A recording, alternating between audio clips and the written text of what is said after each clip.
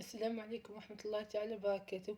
صلى على النبي عليه الصلاة والسلام. جبت لكم اليوم وصفة الميرانك بطريقة سهلة وبسيطة بمكونات موجودة في كل بيت. وجدوها للسهرة تاعكم في رمضان. على بالكم الإنسان يتشهى في رمضان أمورات بزاف. وما تنساوش ديروا الابوني والجيم وتشاركوا الفيديو مع حباباتكم. وما تنساوش تفعلوا زر الجرس حساب في رمضان حندير لكم وصفات جديدة راح تعجبكم بزاف. وهنا نبداو على وصفة بركة الله. حطوا 70 غرام طلب بيض مع رشة ملح نضربوهم بالباطون وكي يطلعوا نزيدوهم 75 غرام سكر نخلطوا تقريبا الباطون حتى تطلع كيف متماسكة مكسية.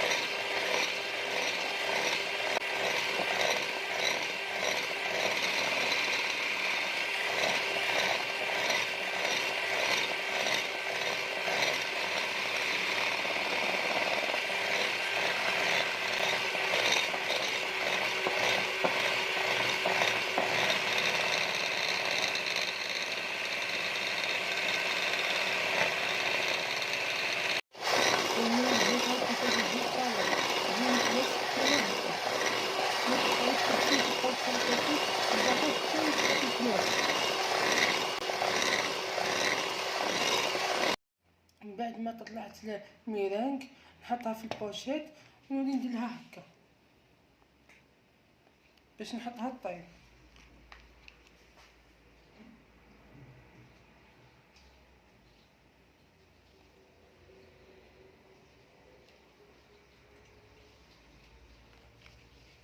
بعد نكمل فيها هكا نبقى نكمل فيها حتى نعمر البلاط بكل بعد نحطها في الكوشه طيب.